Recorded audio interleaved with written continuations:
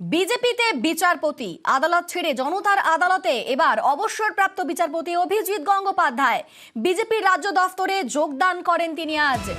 শুভেন্দু অধিকারী, সুকান্ত মজুমদারের উপস্থিতিতে আজ বিজেপিতে যোগ দিলেন অভিজিৎ গঙ্গোপাধ্যায়।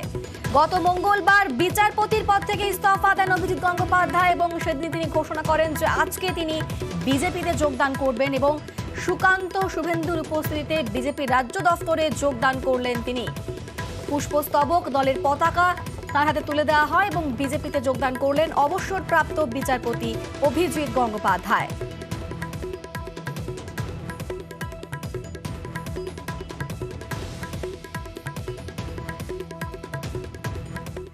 প্রথম উদ্দেশ্য হচ্ছে পশ্চিমবঙ্গ থেকে একটা দুর্নীতিগ্রস্ত দলের এবং একটা দুর্নীতিগ্রস্ত সরকারের বিদায় লগ্নের সূচনা করে দেওয়া এই লোকসভা ভোটে, যাতে 2026-এ তারা আর ক্ষমতায় আসতে না পারে। বিজেপির ক্ষমতায় আসা খুব দরকার বাংলার প্রয়োজনে, এবং একজন বাঙালি হিসেবে আমি অত্যন্ত কষ্ট পাই যখন দেখি যে বাংলা ক্রমাগত পিছিয়ে পড়ছে।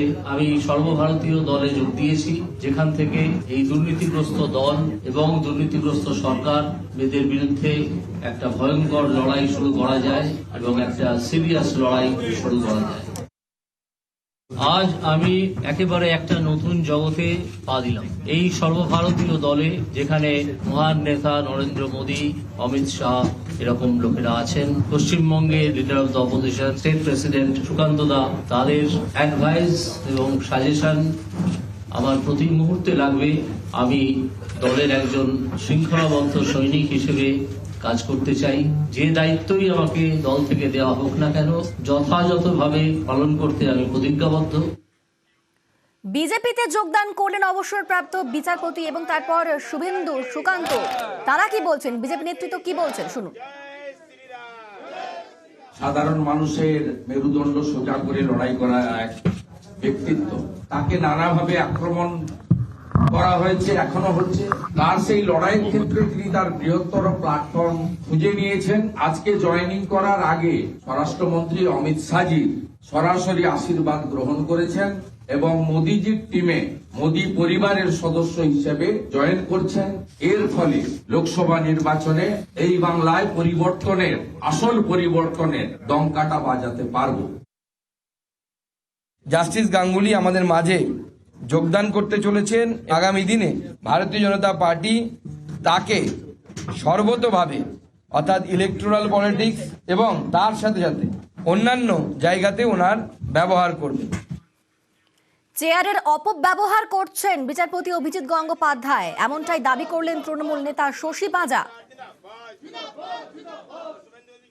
বিচারপতি আসন আপনাকে ইমিউনিটি দিয়েছে, কিন্তু বিচারপতি আসন আপনাকে ইমিউনিটির যে কবচ দিয়েছিল, আপনি যে রাজনৈতিক বক্তব্য রেখেছেন, কাউকে কলার দিয়ে ডেকে নিয়ে এসো আর অভিষেক বন্দ্যোপাধ্যায়কে অ্যারেস্ট করো, এটা কিন্তু কোথাও না কোথাও যে মামলাটা হিয়ারিং হচ্ছিল তার বাইরে এই উক্তিগুলো ছিল। ফলে তিনি তার বক্তব্যে স্পষ্ট করে দিয়েছিলেন তার চেয়ারের তিনি অপব্যবহার করেছেন। হারি তার ক্যারিয়ারের জন্য তিনি ভীষণভাবে একটা তাড়ায় রয়েছেন। এই কথাগুলো এখন বিভিন্ন রাজনৈতিক দল এবং নিশ্চয়ই তৃণমূল কংগ্রেস থেকে তাকে শুনতে হবে।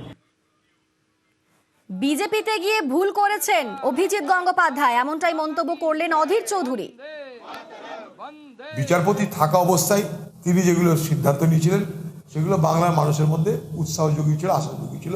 বাকি তার রাজনৈতিক জীবনে তিনি বিজেপিতে গেলে তো তাকে আমরা বলছি না যে ঠিক করছেন, তিনি ভুল করছেন এটাই বলবো আমরা। কিন্তু বিচারপতি ছিল যখন, তখন তাকে নিরপেক্ষ চরিত্র দেখতে চেয়েছিলাম, তিনি তার কিছুটা প্রমাণ দিয়েছিলেন।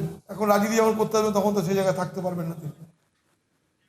অভিজিৎ গঙ্গোপাধ্যায়কে কটাক্ষ করেছেন সুজন চক্রবর্তী, কি বলেছেন তিনি শুনুন। অভিজিৎ গঙ্গোপাধ্যায় খুব পরিচিতি পেয়েছিলেন, চাকরি প্রার্থীদের খানিকটা ভরসা জুগিয়েছিলেন। কিন্তু সেই চাকরি প্রার্থীরা যখন দেখবে যে অভিজিৎ গঙ্গোপাধ্যায় বিজেপিতে যোগদান করে অর্জুন সিং এর পিছনে বসছেন, তখন তারা হতাশ হবেন। অপরাধীদের অংশীদার হবার মতন করেই অভিজিৎ গঙ্গোপাধ্যায় চললেন। Is getting partial. খবর এই মুহূর্তে নিবেদন করছে